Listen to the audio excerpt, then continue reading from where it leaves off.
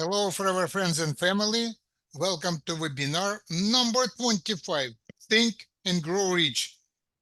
It should be our final webinar to read, to study, and hopefully to implement skills and knowledge from this outstanding book written almost 100 years ago by Napoleon Hill. And today is also, what a great coincidence, special day, because today is forever birthday, 46 years of success. So congratulations to all of you, my dear friends and partners. And I have some kind of surprise for everybody. So let's listen. The man who actually knows just what he wants in life. No, different one. Hold on, please.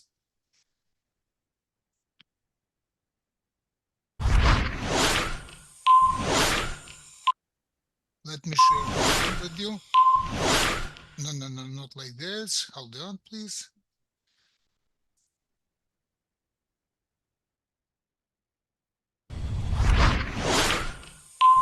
I prepared too many screens. That's why I got stuck. Please stay with me.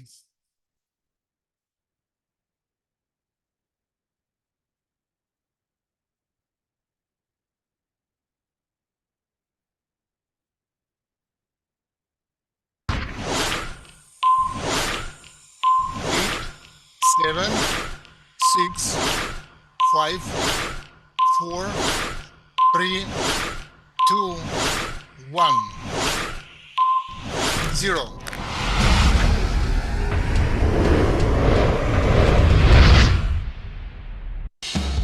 Happy birthday to you. Happy birthday to you. Happy birthday, happy birthday. Happy birthday to you.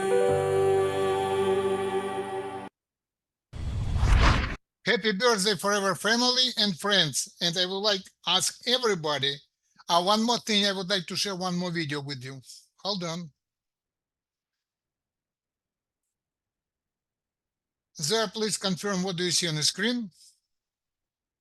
Two handsome men. Excuse me? We see men.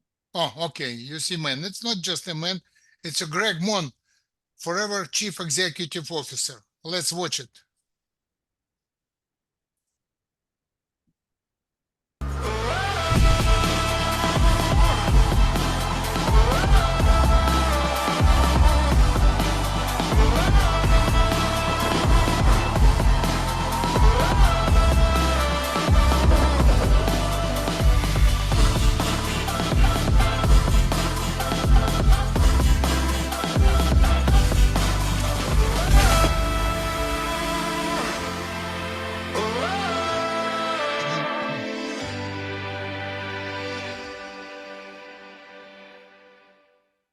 Super short and super powerful. Forever video. Let's watch it again.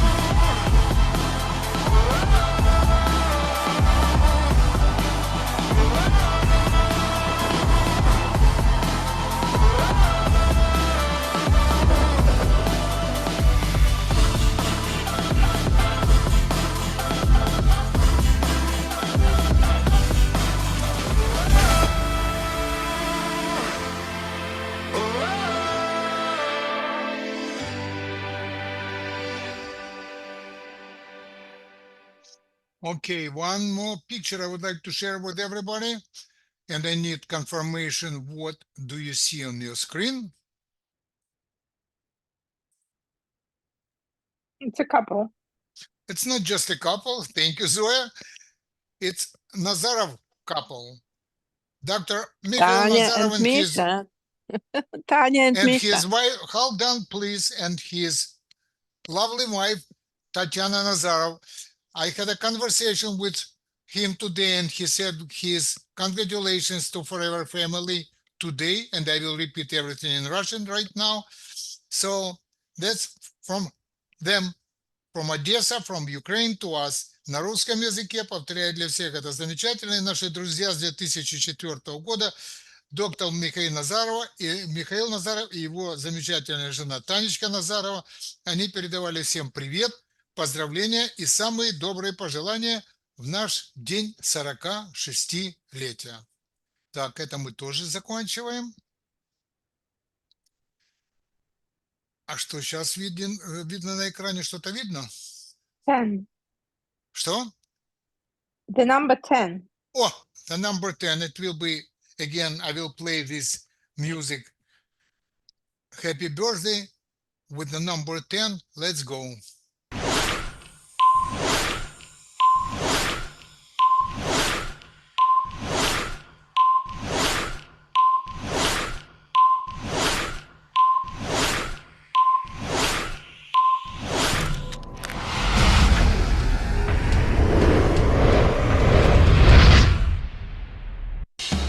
Happy birthday to you.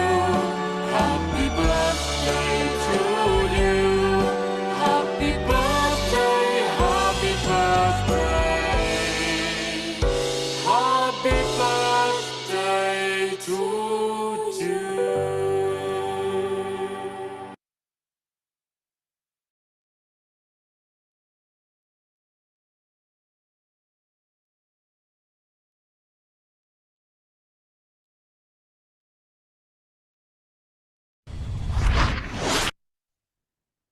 All right, forever family, my name is Alex Trunitsky. Just in case I must introduce myself, I am the organizer of this webinar. And again, I would like to congratulate everybody with happy forever birthday. And I have an idea. I hope you like it.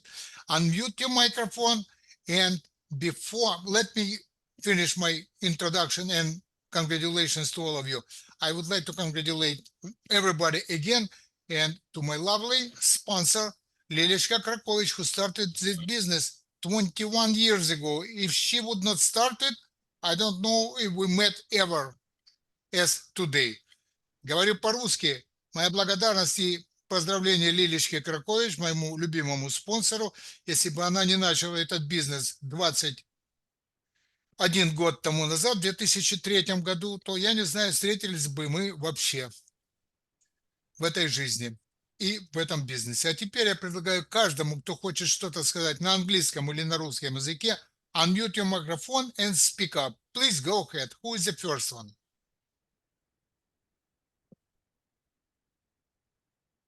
Зоя, меня было слышно?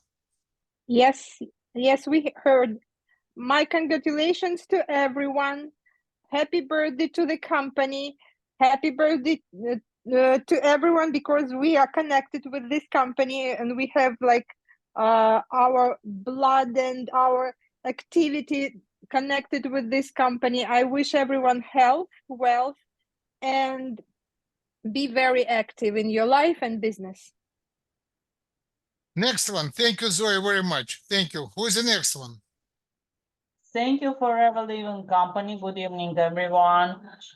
So I hope and I 100% sure the company will be richer and richer, and we become healthy with this company, which produce very healthy product, and it's pleasure to use it. It's helped us a lot. Сашуля, Говорите. это я, Лилечка Кракович, говорите. Все знают. да. Спасибо за такое поздравление нашей компании. Я вот счастлива, я вспоминала сегодня, что было 21 год тому назад. И я так отчетливо все вспомнила, как мы встретились, как Боречку я встретила, как мы с вами начали общаться, как Женечка, мама ваша, в этом принимала участие. В общем, вспомнила все такие подробности, и я вам скажу, я просто счастлива, что это все произошло, что это были очень успешные, плодотворные годы жизни. Мы все работали много, но все получали удовольствие от нашего общения, от наших успехов. И я всем желаю быть очень продуктивными, очень активными, потому что наша компания, наша продукция этого заслуживает. Окей, спасибо, спасибо всем, всем, всем, и все будьте здоровы. Спасибо, Лилечка. Thank you very much. Who is the next one who would like to share your thoughts? Nadia Ettinger, go ahead. Do not delay. Go ahead. Speak up. Hello, everybody. I just wanted to, first of all, happy birthday to Forever Family. I'm so grateful that back to 2009, through my wonderful sponsor, Raich Chaus, I met all of you. And I wish, I'm so grateful to Forever that they are making such a wonderful, amazing product. And I'm wishing to be at least in a business for forever till 120 years, that many, many people around the world can use the product, can do the business and be happy and healthy. And thank you so much. I'm so happy that I've met you. I love all of you. Thank you, Nadia, very much. All right. Anybody else? Happy birthday to Forever. Happy birthday to all of us. And thank you, this company, for so many happy, maybe happiest years of our life together. So I wish Forever Company many, many successful years ahead. My lovely wife, Elvira Tunitsky. Thank you very much. Thank you very kindly. Okay. Okay, let's move on.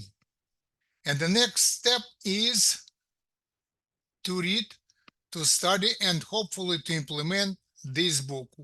Can you confirm, Zoya, what do you see on the screen? The cover with Excuse me? headphones. The cover of the book and Okay, headphones. all right, that's it. When I start to play, please confirm in 3 seconds after I started that sound is okay, please. And we will Okay. continue chapter. That's a final huge chapter. The chapter is how to outwit the 6 ghosts of fear. Life has already gone a long way Yes, toward me too. attaining it. Chapter 16. The 6 Ghosts of Fear. How many are standing in your way? Take inventory of yourself as you read this closing chapter, and find out how many of the ghosts are standing in your way. Before you can put any portion of this philosophy into successful use, your mind must be prepared to receive it. The preparation is not difficult. It begins with study, analysis, and understanding of 3 enemies that you will have to clear out: indecision, doubt, and fear. The 6th sense will never function while these 3 negatives, or any one of them, remain in your mind. The members of this unholy trio are closely related. Where one is found, the other 2 are close at hand. Indecision is the seedling of fear. Remember this as you read. Indecision crystallizes into doubt. The 2 blend and become fear. The blending process often is slow. This is one reason why these 3 enemies are so dangerous. They germinate and grow without their presence being observed. The remainder of this chapter describes a state of mind that you must attain before the philosophy can be put into practical use. This chapter also analyzes a condition that has reduced huge numbers of people to poverty, and it states a truth that must be understood by all who accumulate riches, whether measured in terms of money or in terms of a state of mind that may be of far greater value than money. The purpose of this chapter is to turn the spotlight of attention on the cause and the cure of the 6 basic fears. Before you can master an enemy, you must know its name, its habits, and where to attack it. As you read, analyze yourself carefully and determine which, if any, of the 6 common fears have attached themselves to you. And keep in mind that sometimes they are hidden in the subconscious mind, where they are difficult to locate and still more difficult to eliminate. The 6 basic fears. There are 6 basic fears. At one time or another, every person suffers from some combination of these fears. Most people are fortunate if they do not suffer from the entire 6. Named in the order of their most common appearance, they are the fear of poverty, the fear of criticism, the fear of ill health, the fear of loss of love of someone, the fear of old age, and the fear of death. All other fears are of minor importance, and are in fact just variations on these 6. Fears are nothing more than states of mind. Your state of mind is subject to your control and direction. You can create nothing that you do not first conceive in the form of an impulse of thought. The following statement is of even greater importance. Thought impulses begin immediately to translate themselves into their physical equivalent, whether those thoughts are voluntary or involuntary. Even thought impulses that are picked up by mere chance, thoughts that have been released by other minds, may determine your financial, business, professional, or social destiny just as surely as the thoughts that you create by intent and design.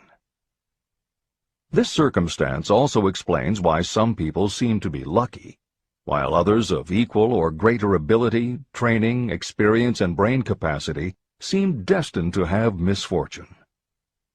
The explanation is that you have the ability to completely control your own mind. With this control, you may open your mind to the thought impulses that are being released by other brains, or you can close the doors tightly and admit only thought impulses of your own choice.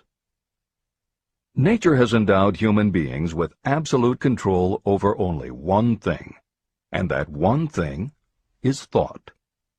This fact, coupled with the additional fact that everything we create begins in the form of a thought, leads us very near to the principle by which fear may be mastered.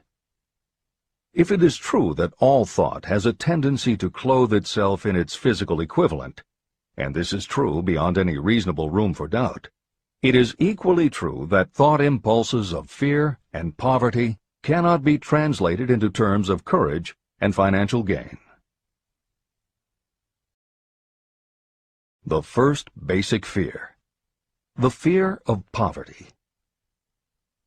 There can be no compromise between poverty and riches.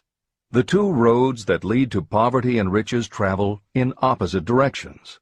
If you want riches, you must refuse to accept any circumstance that leads toward poverty.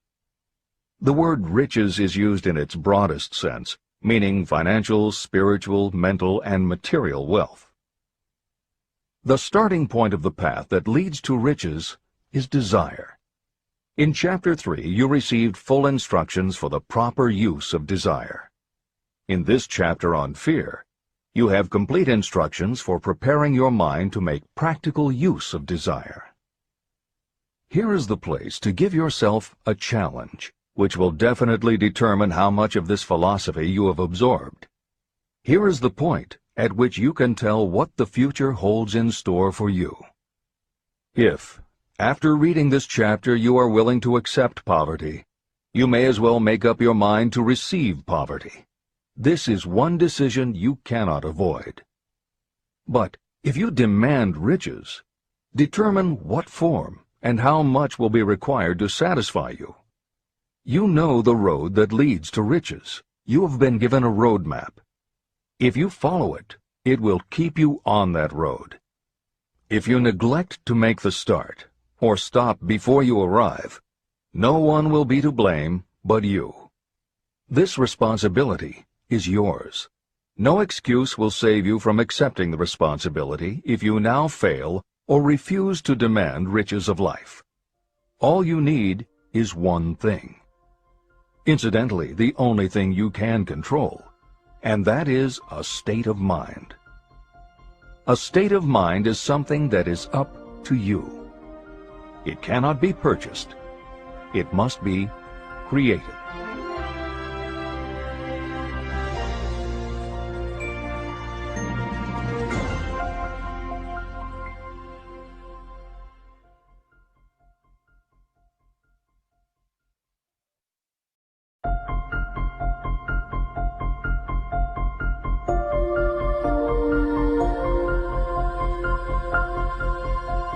the most destructive fear. Fear of poverty is a state of mind, nothing else. But it is sufficient to destroy your chances of achievement in any undertaking. This fear paralyzes your ability to use reason, destroys the imagination, kills off self-reliance, undermines enthusiasm, discourages initiative, leads to uncertainty of purpose, encourages procrastination, wipes out enthusiasm, and makes self-control an impossibility.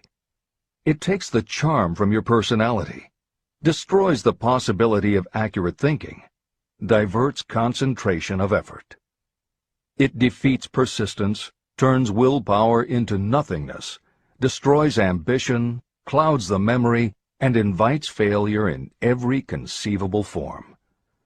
It kills love and assassinates the finer emotions of the heart, discourages friendship and invites disaster in 100 forms, leads to sleeplessness, misery, and unhappiness. And all this despite the obvious truth that you live in a world of overabundance of everything your heart could desire, with nothing standing between you and your desires except lack of a definite purpose. The fear of poverty is, without doubt, the most destructive of the 6 basic fears. It has been placed at the head of the list because it is the most difficult to master. The fear of poverty grew out of our inherited tendency to prey upon our fellow human beings economically. Nearly all animals lower than us are motivated by instinct, but their capacity to think is limited, and therefore they prey upon one another physically. We, with our superior sense of intuition, with the capacity to think and to reason, do not eat others bodily. Human beings get more satisfaction out of eating others financially. Humans are so avaricious that every conceivable law has been passed to safeguard us from one another. Nothing brings so much suffering and humility as poverty. Only those who have experienced poverty understand the full meaning of this. It is no wonder that we fear poverty. Through a long line of inherited experiences, we have learned for sure that some people cannot be trusted where matters of money and earthly possessions are concerned. So eager are we to possess wealth that we will acquire it in whatever manner we can, through legal methods if possible, through other methods if necessary or expedient. Self-analysis may disclose weaknesses that you do not like to acknowledge, but this form of examination is essential if you are going to demand of life more than mediocrity and poverty. Remember, as you check yourself point by point, that you are both the court and the jury, the prosecuting attorney and the attorney for the defense, and that you are both the plaintiff and the defendant. You are on trial. Face the facts squarely. Ask yourself definite questions and demand direct replies. When the examination is over, you will know more about yourself. If you do not feel that you can be an impartial judge, call upon someone who knows you well to serve as judge while you cross-examine yourself. You are after the truth. Get it, no matter at what the cost, even though it may temporarily embarrass you. The majority of people, if asked what they fear most, would reply, "I fear nothing." The reply would be inaccurate, because few people realize that they are bound, handicapped, whipped spiritually and physically through some form of fear. So subtle and deeply seated is the emotion of fear that you may go through life and never recognize its presence. Only a courageous analysis will disclose the presence of this universal enemy. When you begin such an analysis, search deeply into your character.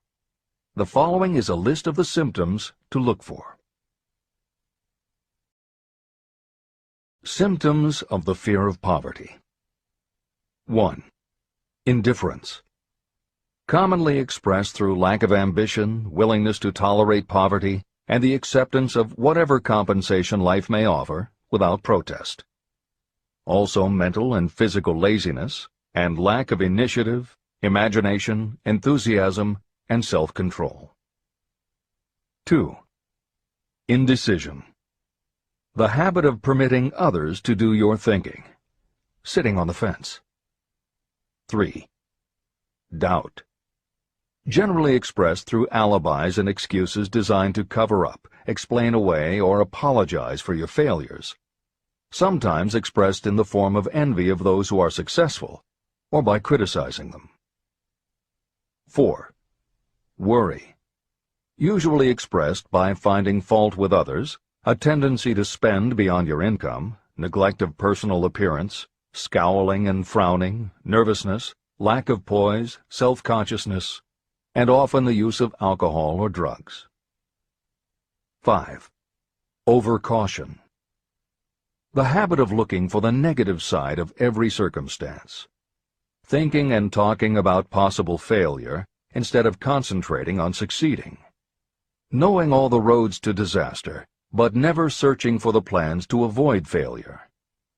Waiting for the right time to begin, until the waiting becomes a permanent habit. Remembering those who have failed and forgetting those who have succeeded. Seeing the hole in the donut, but overlooking the donut around the hole. 6. Procrastination. The habit of putting off until tomorrow that which should have been done last year, spending more time in creating excuses than it would take to do the job. This symptom is closely related to overcaution, doubt, and worry. Refusal to accept responsibility. Willingness to compromise rather than put up a fight. Compromising with difficulties instead of harnessing and using them as stepping stones to advancement. Bargaining with life for a penny instead of demanding prosperity, opulence, riches, contentment, and happiness.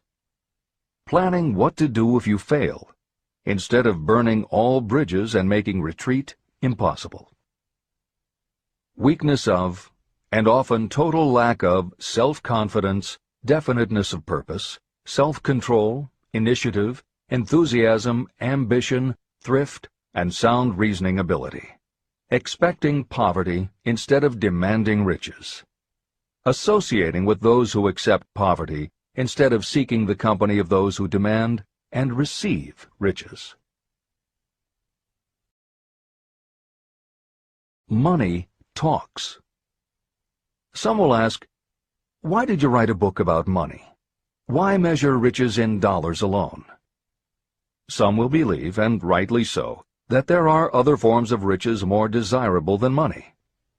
Yes, there are riches that cannot be measured in terms of dollars. But there are also millions of people who say, give me all the money I need, and I will find everything else I want. The major reason why I wrote this book on how to get money is that millions of men and women are paralyzed with the fear of poverty. What this sort of fear does to one was well described by Westbrook Pegler. Editor's comments. James Westbrook Pegler was a controversial newspaper columnist for the Chicago Daily News and the Washington Post. Although his career lasted into the 1960s, he was most widely read and quoted during the 1930s and 1940s. During that period, he went from being a public supporter of Franklin Roosevelt and the New Deal policies to the opposite end of the political spectrum, championing conservative points of view. Pegler was also the author of 3 books based on his columns, and in 1940 won the Pulitzer Prize for his expose of union racketeering. This is the end of the editor's comments. We continue with the article by Westbrook Pegler. Money is only clamshells or metal discs or scraps of paper, and there are treasures of the heart and soul which money cannot buy. But most people, being broke, are unable to keep this in mind and sustain their spirits. When a man is down and out and on the street, unable to get any job at all, something happens to his spirit, which can be observed in the droop of his shoulders, the set of his hat, his walk, and his gaze. He cannot escape a feeling of inferiority among people with regular employment, even though he knows they are definitely not his equals in character, intelligence, or ability. These people, even his friends, feel, on the other hand, a sense of superiority and regard him perhaps unconsciously, as a casualty. He may borrow for a time, but not enough to carry on in his accustomed way, and he cannot continue to borrow very long. But borrowing in itself, when a man is borrowing merely to live, is a depressing experience, and the money lacks the power of earned money to revive his spirits. Of course, none of this applies to bums or habitual ne'er-do-wells, but only to men of normal ambitions and self-respect. Women in the same predicament must be different. We somehow do not think of women at all in considering the down-and-outers. They are scarce in the breadlines, they rarely are seen begging on the streets, and they are not recognizable in crowds by the same plain signs which identify busted men. Of course, I do not mean the shuffling hags of the city streets, who are the opposite number of the confirmed male bums. I mean reasonably young, decent, and intelligent women. There must be many of them, but their despair is not apparent. When a man is down and out, he has time on his hands for brooding. He may travel miles to see a man about a job, and discover that the job is filled, or that it is one of those jobs with no base pay, but only a commission on the sale of some useless knick-knack which nobody would buy except out of pity. Turning that down, he finds himself back on the street with nowhere to go, but just anywhere. So he walks and walks. He gazes into store windows at luxuries which are not for him, and feels inferior and gives way to people who stop to look with an active interest. He wanders into the railroad station, or puts himself down in the library to ease his legs and soak up a little heat. But that isn't looking for a job, so he gets going again. He may not know it, but his aimlessness would give him away even if the very lines of his figure did not. He may be well dressed in the clothes left over from the days when he had a steady job, but the clothes cannot disguise the droop. He sees thousands of other people, bookkeepers or clerks or chemists or wagon hands, busy at their work, and envies them from the bottom of his soul. They have their independence, their self-respect and manhood, and he simply cannot convince himself that he is a good man too, though he argue it out and arrive at a favorable verdict hour after hour. It is just money which makes this difference in him. With a little money, he would be himself again. This is the end of the article by Westbrook Pegler. The second basic fear, the fear of criticism. Just how we originally came by this fear, no one can say definitely, but one thing is certain, we have it in a highly developed form.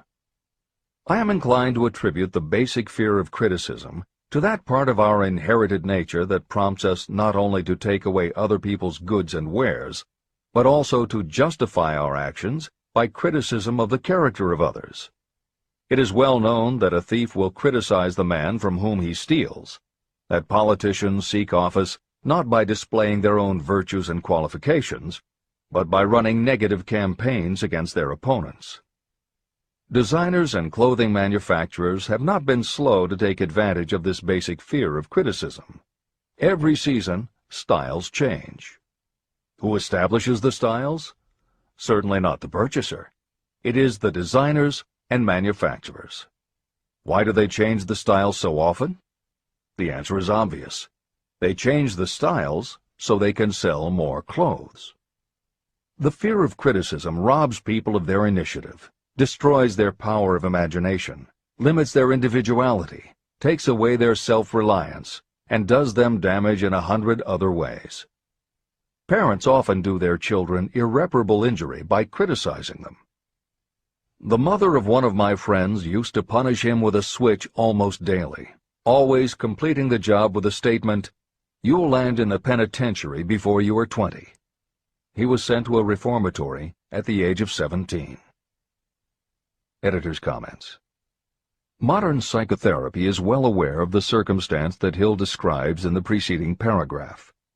In the chapters on autosuggestion and hypnosis, reference was made to childhood traumas that result in phobias, compulsive behaviors, fixations, or complexes. However, there are instances in which the implanting of a suggestion is much more subtle. Hypnotherapists have found that common phrases such as, "Don't you ever say no to me again," "I'm afraid she'll never get over it," or "You're just like your father," can hamper a person's abilities later in life if such phrases were said often enough, or at a time when a child was particularly vulnerable. This is the end of the editor's comments. Criticism is the one form of service of which everyone has too much. Everyone has a stock of it, which is handed out gratis whether called for or not. Your nearest relatives are often the worst offenders. It should be recognized as a crime. In reality, it is a crime of the worst nature for any parent to build inferiority complexes in the mind of a child through unnecessary criticism. Employers who understand human nature get the best there is in people not by criticism, but by constructive suggestion. Parents may accomplish the same results with their children. Criticism will plant fear in the human heart, or resentment, but it will not build love or affection. Symptoms of the fear of criticism. This fear is almost as universal as the fear of poverty, and its effects are just as fatal to personal achievement, mainly because this fear destroys initiative and discourages the use of imagination. The major symptoms of the fear are: 1. Self-consciousness, generally expressed through nervousness, timidity in conversation and in meeting strangers, awkward movements, and shifting of the eyes. 2. Lack of poise, expressed through lack of voice control, nervousness in the presence of others, poor posture, poor memory. 3. Personality weaknesses, lacking in firmness of decision, personal charm, and ability to express opinions definitely, the habit of sidestepping issues instead of meeting them squarely, agreeing with others without careful examination of their opinions. 4. Inferiority complex, the habit of expressing your own self-approval as a means of covering up your feeling of inferiority, using big words to impress others, often without knowing the real meaning of the words, imitating others in dress, speech, and manners, boasting of imaginary achievements, and acting superior to cover up the fact that you feel inferior. 5.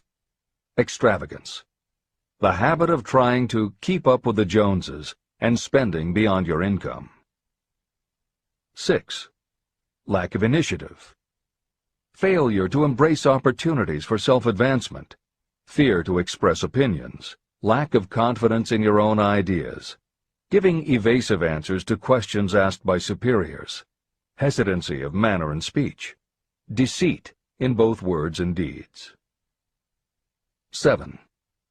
Lack of ambition, mental and physical laziness, lack of self-assertion, slowness in reaching decisions, being too easily influenced, the habit of accepting defeat without protest, or quitting an undertaking when opposed by others. Also the habit of criticizing others behind their backs and flattering them to their faces, suspicion of other people without cause, lack of tactfulness of manner and speech, and unwillingness to accept the blame for mistakes. The third basic fear, the fear of ill health. This fear may be traced to both physical and social heredity. It is closely associated with the causes of fear of old age and the fear of death.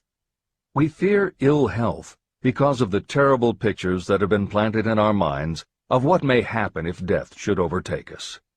We also fear it because of the economic toll that it may claim. One reputable physician estimated that 75% of all people who visit doctors are suffering with hypochondria, imaginary illness. It has been shown that the fear of disease, even when there is not the slightest cause for fear, often produces the physical symptoms of the disease feared. Powerful and mighty is the human mind. It builds or it destroys. Through a series of experiments, my staff proved how susceptible people are to the power of suggestion. We asked 3 acquaintances to visit separately with the victim. They were instructed to pose the question, "What ails you? You look terribly ill." The first questioner provoked a grin from him and a nonchalant, "Oh, nothing, I'm all right." The second questioner was answered with a statement, "I don't know exactly, but I do feel badly." The third questioner was met with the admission that the victim was actually feeling ill. Editor's comment. Hill's experiment is one that you do not want to carry too far. It is not that different from the principle behind certain religious sects whose members take vengeance on their enemies by hexing or placing a spell on a victim. The spell only works because the victim believes that spells can be cast and that it is possible he or she could be hexed. When the hex victim is informed that someone has cast a spell on them, they accept that it is possible, and their mind does the rest. The same theory operated when Hill's associate was told 3 times that he looked ill. He believed it was possible. Being told 3 times was convincing, and his mind went to work and made it so. This is the end of the editor's comment. There is overwhelming evidence that disease sometimes begins in the form of negative thought impulse. Such thoughts may be planted in your mind by suggestion or created by you in your own mind. Doctors send patients to new climates for their health because a change of mental attitude is necessary. The seed of fear of ill health lives in every human mind. Worry, fear, discouragement, or disappointment can cause this seed to germinate and grow. Symptoms of the fear of ill health. The symptoms of this almost universal fear are 1. Autosuggestion.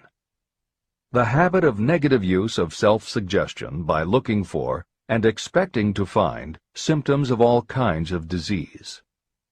Enjoying your imaginary illness and speaking of it as being real. The habit of trying fads and isms recommended by others as having therapeutic value. Talking to others of operations, accidents, and other forms of illness. Experimenting with diets, physical exercises, weight loss systems without professional guidance. Trying home remedies, patent medicines, and quack remedies. 2. Hypochondria, a medical term for imaginary disease.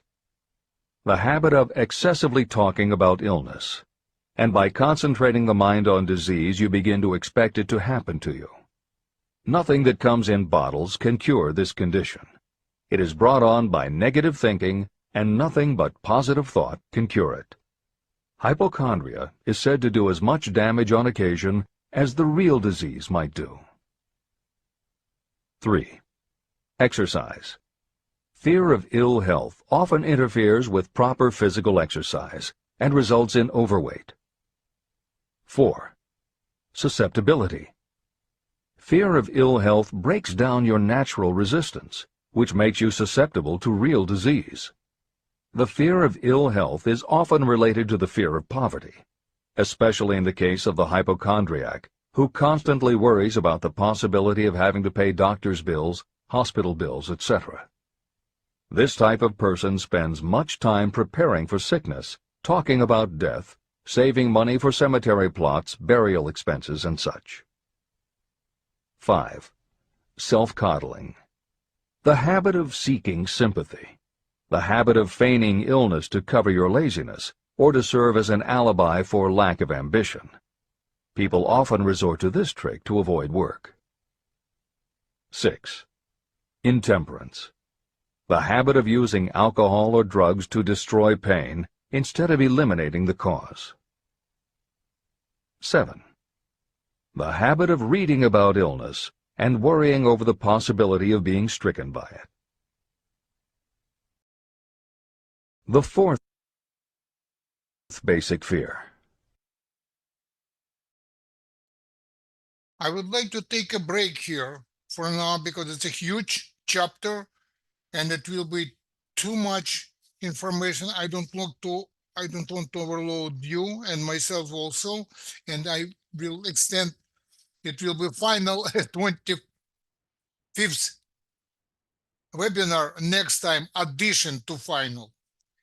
So I believe for now that's enough. It's a lot of very difficult, very challenging information for us to consume.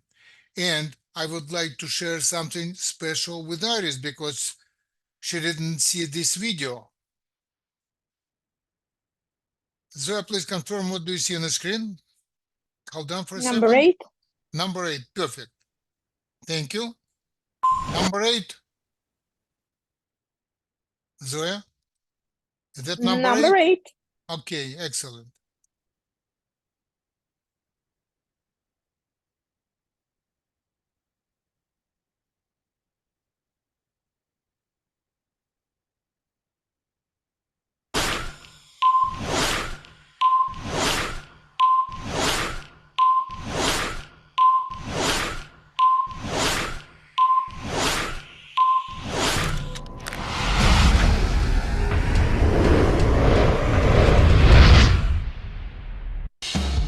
Happy birthday to you. Happy birthday to you. Happy birthday, happy birthday. Happy birthday to you.